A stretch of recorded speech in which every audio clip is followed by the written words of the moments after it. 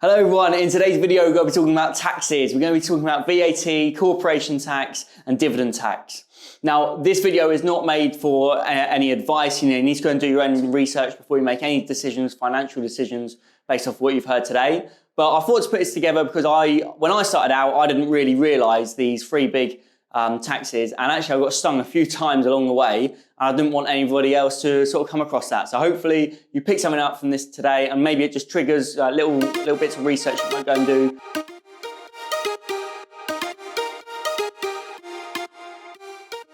So to start off, we're just going to talk about why it's important to understand different taxes before we get into each one. Now, personally for me, I came across this time where I thought I was just doing, I couldn't believe how well I was doing because I didn't really understand my taxes. I didn't really understand that I was going to have to pay profit tax on the profit, and I had to pay myself tax when it came into my bank account and all that sort of stuff. And so what can end up happening, didn't happen to me, but what could end up happening is that you bring all that money in, you spend it, and then you get letters from the tax man to say, right, you need to pay me this amount of money, and you're like, well, I didn't know about that. So it's really important that you understand why, how much money you've made, realistically, how much money is it going to have to go to the tax man, just understanding how to manage that money as it comes into your account. So initially, we're going to talk about if you were just a small business who'd done reasonably well, and we're going to talk about corporation tax. Now, corporation tax is 19% of your taxable profits. So for example, let's say you run a gardening company and you bring in £50,000 turnover for the year, okay? And then you've got maybe £20,000 that throughout the year you had to pay for, new equipment and staff and all that sort of stuff. Okay, now you made £30,000 at the end of the year. Now, before you pay yourself any dividends or anything, just be aware of the corporation tax, which is at 19%. So 19% of £30,000 is £5,700. So you should have in your bank account, maybe add another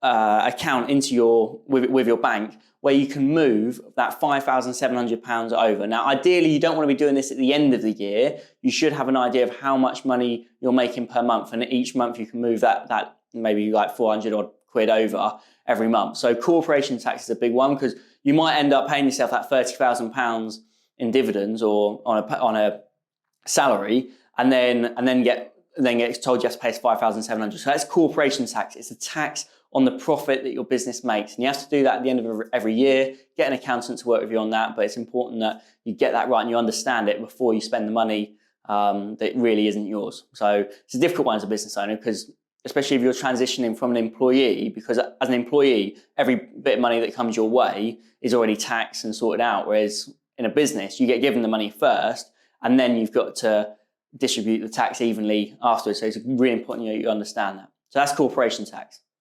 So the next one is dividend tax. Now, dividend tax is going to be paid out on any dividend. So you need to think about how you're going to pay yourself. So if I've made £30,000 for the year, now at the beginning of the year, I might have thought, I'm guessing I'm going to make around £30,000. So I'm going to pay myself a £30,000 salary, for example. Now, if you had paid yourself a £30,000 salary, that wouldn't count as profit, okay? So you wouldn't get taxed on that profit. Now, the only issue with that is that you have different bands. So you have your basic rate, which brings you up to 12,570, I think, at the moment. And that is tax-free, basically, so you're not paying any tax on that. Now, above that is your basic rate. So your basic rate will take you up to just over £50,000. Now, every bit of money over 12,570 up to the 50,000 will get taxed at 20%. So just because you earn 25,000 doesn't mean that all of that money is taxed. The first 12,570 is tax-free, and then you'll only get taxed on that extra 12,500 that brings you within the basic rate. So that's your salary tax. But if you were to pay that in a dividend, so what most limited company owners would do is pay themselves 12,570 and then pay the rest in dividends. You need to work out what's best for you, but pay the rest in dividends. So I'd pay myself that 12,500 in dividends because the tax is only 7.5%. It's not 20%. So I'm only paying 7.5%. Now, obviously, you've got your corporation tax in there as well. So you've got to do your own research.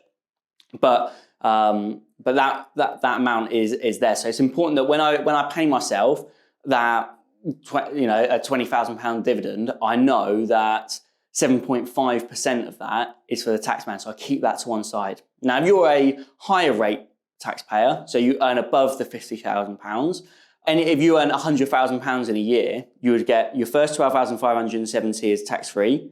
Then up to £50,000, you'd pay a 7.5% dividend tax. But then above 50%, up to £100,000, you're paying 32.5% on that amount. Okay, so it's important that if you are, let's say you pay yourself £100,000, that you've worked out how much money that is, because you can pay yourself £100,000 dividend and it comes into you, but then, and you'll literally see £100,000 in your bank account, okay, which would be amazing for anyone, right?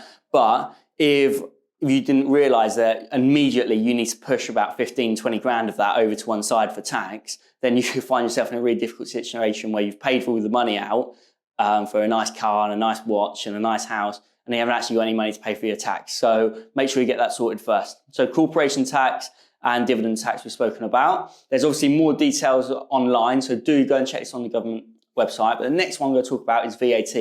Now, this is the one that really shocked me the most, and I didn't understand as I started a business how important it was to go away and do your research, because again, I sat down with my accountant and it was all good, but I wasn't expecting to make anywhere near £85,000 in the first year, turnover. So that's where VAT comes in. So basically, if your company brings in over £85,000 in a year, you become VAT registered, and you need to start charging VAT on everything that you're offering.